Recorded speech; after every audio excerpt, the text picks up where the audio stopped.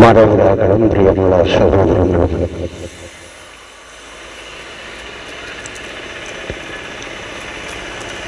അല്പസമയത്തേക്ക് നിങ്ങളുടെ മുൻപിൽ നിന്ന്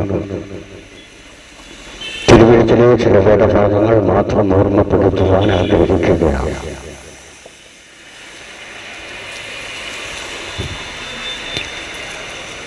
അപ്പോസ്തലന്മാരുടെ പ്രവൃത്തികൾ 2-ാം അധ്യായം അതിന്റെ 23-ാമത്തെ വാക്യത്തിൽ ഇപ്രകാരമാണ് പറയുന്നത്: നസ്രായനായ യേശുവിനെ ദൈവം തന്റെ സ്ഥിരനിർണയത്താലും മുൻവറിവിനാലും ഏൽപ്പിച്ചിട്ട് നിങ്ങൾ അവനെ അധർമ്മികളുടെ കൈയാൽ തറപ്പിച്ചു കൊന്നു.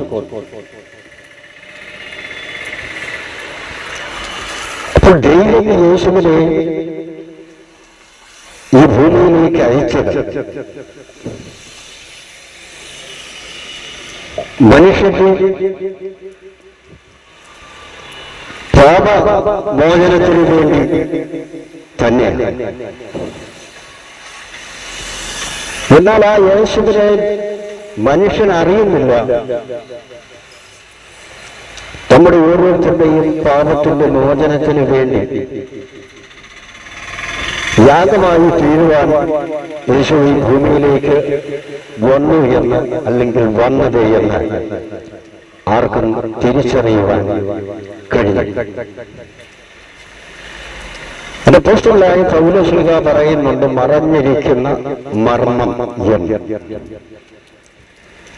ഇത് മനുഷ്യന് മനസ്സിലാക്കുവാൻ കഴിയാത്ത ഇടത്തോളം കാലം അങ്ങനെയുള്ളവർക്ക് മറഞ്ഞിരിക്കുന്ന മർമ്മം തന്നെയാണ് യേശുവിന്റെ കൽവരി ക്രൂശിന്റെ മരണവും അടക്കപ്പെട്ട് 3-ാം നാൾ ഉയർത്തെഴുന്നേറ്റത്. അത് ഇന്നും അപ്രകാരം തന്നെ മറഞ്ഞിരിക്കുന്ന ഒരു മർമ്മം ആയി പലർക്കും അത് സംഭവിക്കുന്നു. നസ്രായനായ യേശുവിനെ ദൈവം തന്റെ സ്ഥിരനിർണയത്താലും മുന്നറിവിനാലും ഏൽപ്പിച്ചിട്ട്, സ്ഥിരമായി നിർണയിച്ചിരിക്കുന്ന കാര്യമാണ്, മുൻപറഞ്ഞ കാര്യവുമായി അത് ഏൽപ്പിച്ചിട്ട് നിങ്ങൾ അവനെ അധർമ്മികളുടെ കൈയാൽ തറപ്പിച്ചു കൊന്നു എന്നാണ് ഇവിടെ പറഞ്ഞത്. വാസ്തവമായി യേശുവിന്റെ മരണം മാനവരാശിയുടെ മുഴുവൻ പാപമോചനം അല്ലെങ്കിൽ ആത്മാവിന്റെ രക്ഷയ്ക്ക് വേണ്ടി ആയിരുന്നു എന്ന് ഇവിടെ കാണുവാൻ കഴിയും. അപ്പോൾ നസ്രത്ത് എന്ന സ്ഥലത്ത് ജനിച്ചത് കാരണം യേശുവിനെ നസ്രായൻ എന്നാണ് വിളിക്കുന്നത്. പ്രവൃത്തി 3:6 അപ്പോൾ പത്രോസ്, വെള്ളിയും പൊന്നും എനിക്കില്ല, എനിക്കുള്ളത് നിനക്ക് തരുന്നു, നസറായനായ യേശുക്രിസ്തുവിന്റെ നാമത്തിൽ നിനക്ക് തരുന്നു എന്ന് പറയുവാനിടയായ ഒരു വേദഭാഗം. ഇവിടെ അമ്മയുടെ ഉദരം മുതൽ മുടന്തനായ ഒരു മനുഷ്യൻ സുന്ദരമെന്ന ദേവാലയത്തിന്റെ ഗോപുരവാതുക്കൽ ഭിക്ഷയാചിക്കാനിരിക്കുന്ന സംഭവത്തെ പറ്റിയാണ് ഇവിടെ പറഞ്ഞത്. പത്രോസും സഹപ്രവർത്തകനും പള്ളിയിലേക്ക് ആരാധനയ്ക്കായി കടന്നു വരുമ്പോൾ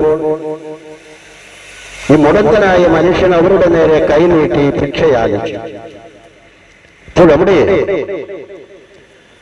പത്രോസ് പറയുന്ന കാര്യമാണ്, വെള്ളിയും പൊന്നുമൊന്നും ഞങ്ങളുടെ കയ്യിലില്ലെന്നാൽ നസറായനായ യേശുവിന്റെ നാമത്തിൽ എഴുന്നേൽക്ക എന്ന് പറഞ്ഞ് അവന്റെ കൈക്ക് പിടിച്ച് എഴുന്നേൽപ്പിച്ചു. അവൻ കാലും നരിയാണിയും ഉറച്ച് കുതിച്ചെഴുന്നേറ്റു എന്നാണ് താഴേക്ക് വായിക്കുമ്പോൾ കാണുവാൻ കഴിയും. ഈ നസറായനായ യേശുവിൽ വിശ്വസിക്കുകയും ആ യേശുവിനെ രക്ഷകനും കർത്താവുമായി സ്വീകരിക്കുകയും ചെയ്യുമ്പോൾ നമ്മുടെ ജീവിതത്തിലും ഇപ്രകാരമുള്ള സൗഖ്യങ്ങൾ സംഭവിക്കും, ആശ്വാസം സംഭവിക്കും. പ്രതികൂലങ്ങൾ നമ്മളുടെ മുൻപിൽ നിന്ന് നീങ്ങിപ്പോകും. അങ്ങനെയുള്ള കാര്യമാണ് ഇവിടെ അപ്പോസ്തലനായ പത്രോസ് ചൂണ്ടിക്കാണിക്കുന്നത്. അവിടെ ആ മുടന്തനായ മനുഷ്യൻ ദൈവത്തിന്റെ ആ ശക്തി, ദൈവത്തിന്റെ ആ സ്നേഹത്തെ അവിടെ അറിയുവാൻ, അനുഭവിക്കുവാൻ ഇടയായി തീരുകയാണ്. അപ്പോസ്തലപ്രവൃത്തി 4:10 ദൈവം മരിച്ചവരിൽ നിന്ന് ഉയർപ്പിച്ചവനുമായി നസറേയനായ യേശുക്രിസ്തുവിന്റെ നാമത്തിൽ തന്നെ ഇവൻ സൗഖ്യമുള്ളവനായി നിങ്ങളുടെ മുൻപിൽ നിൽക്കുന്നു എന്ന് നിങ്ങൾ എല്ലാവരും ഇസ്രായേൽ ജനമൊക്കെയും അറിഞ്ഞുകൊള്ളുവിൻ എന്ന് പറഞ്ഞു. ഇവിടെ കാണുന്നത് മറ്റൊരു കാര്യമാണ്. ഈ മനുഷ്യനും കുരുടനാണ്.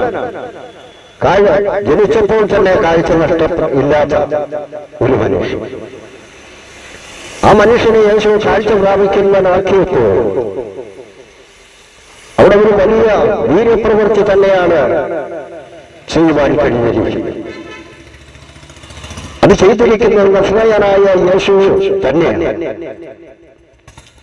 അപ്പോൾ അതിനെ എതിർത്ത അനേകരവിടെ ഉണ്ടായിരുന്ന അവരോട് പറയുകയാണ്, ദൈവം മരിച്ചവരിൽ നിന്ന് ഉയർപ്പിച്ചവരുമായ നസറേയനായ യേശുക്രിസ്തുവിന്റെ നാമത്തിൽ തന്നെ ഇവൻ സൗഖ്യമായി ഉള്ളവനായി നിങ്ങളുടെ മുൻപിൽ നിൽക്കുന്നു എന്ന് നിങ്ങൾ എല്ലാവരും ഇസ്രായേൽ ജനമൊക്കെയും അറിഞ്ഞുകൊള്ളുന്നു.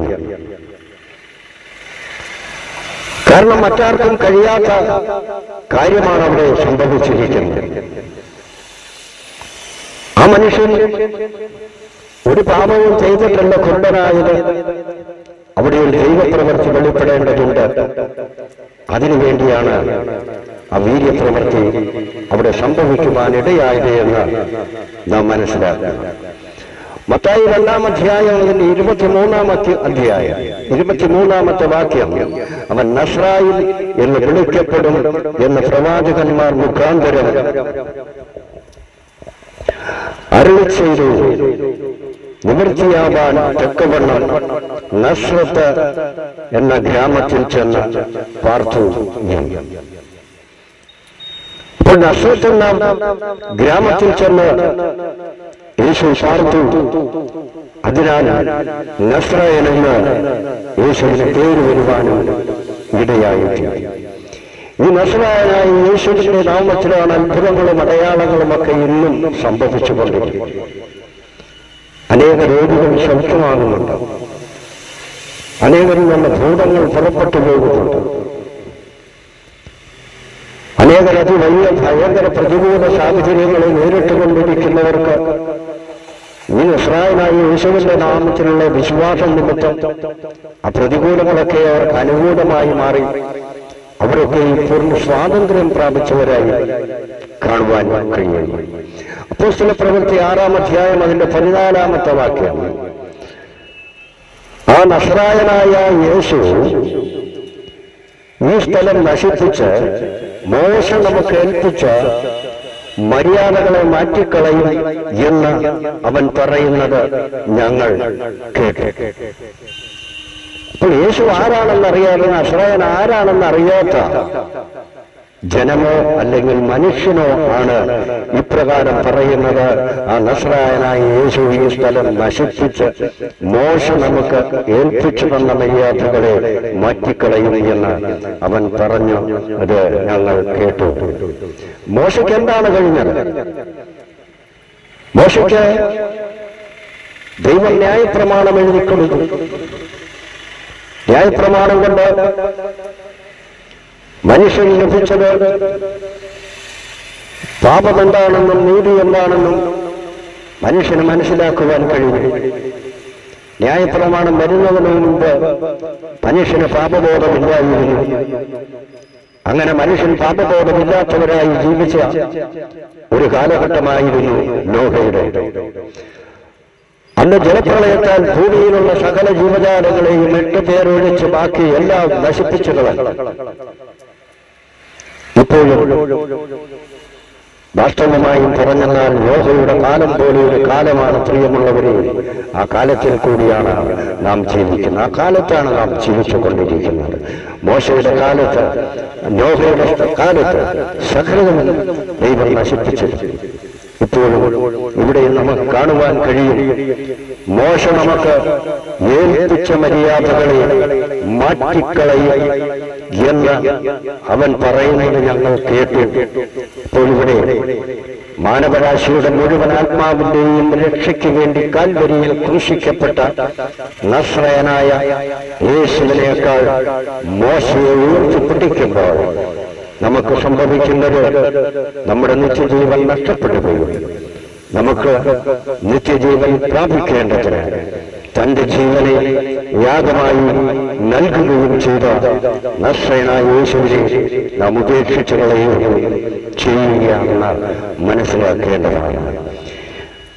അപ്പോസ്തലപ്രവൃത്തി 10-ാം അധ്യായത്തിന്റെ 38-ാമത്തെ വാക്യം, നസ്രയനായ യേശുവിനെ ദൈവം പരിശുദ്ധാത്മാവിനാലും ശക്തിയാലും അഭിഷേകം ചെയ്തും ദൈവം അവനോട് കൂടെ ഇരുന്നത് കൊണ്ട് അവൻ നന്മ ചെയ്തും പിശാച് ബാധിച്ചവരെയൊക്കെയും സൗഖ്യമാക്കിയും കൊണ്ട് സഞ്ചരിച്ചതുമായ വിവരം തന്നെ നിങ്ങൾ അറിയുന്നുവല്ലോ എന്ന് ഇവിടെ കാണുവാൻ കഴിയും.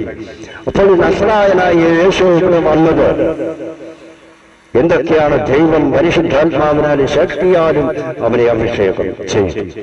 പ്രിയമുള്ളവരെ, യേശുവിന്റെ നാമത്തിൽ സ്നാനമേൽക്കി യേശുവിൽ വിശ്വസിക്കുകയും ചെയ്യുന്ന സകല മനുഷ്യർക്കും ഈ പരിശുദ്ധാത്മാവെന്ന ദാനം ലഭിക്കുക തന്നെ ചെയ്യും.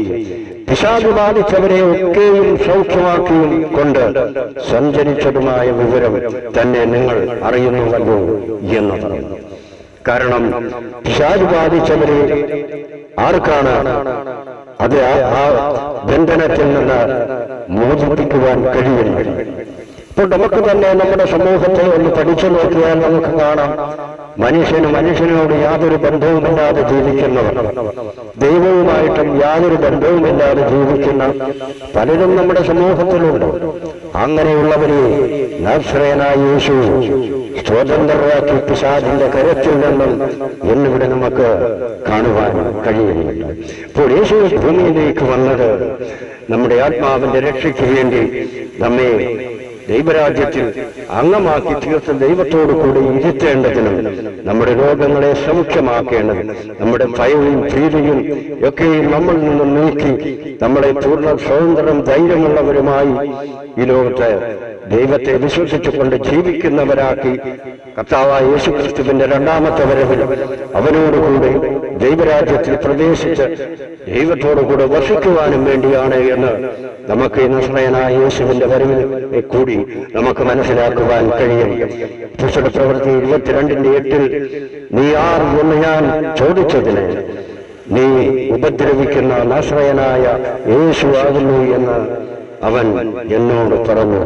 കാരണം അപ്പോസ്തലനായ പൗലോസിന്റെ ജീവിതം പഠിക്കുമ്പോൾ പൗലോസ് ദൈവത്തെയും ദൈവസഭയെയും നിരന്തരം ഉപദ്രവിക്കുകയും ദൈവദാസനെ വധിക്കുവാൻ വേണ്ടി നേതൃത്വം നൽകുകയും ചെയ്ത ഒരു മനുഷ്യനായിരുന്നു.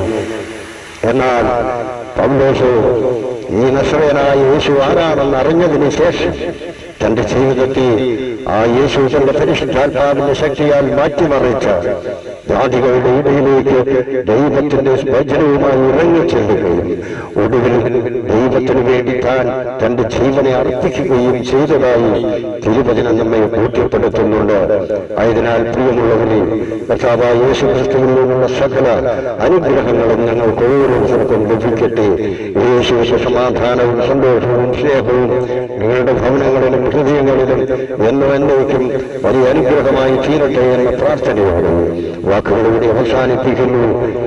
ദൈവം നിങ്ങളെ ധാരാളമായി അനുഗ്രഹിക്കട്ടെ.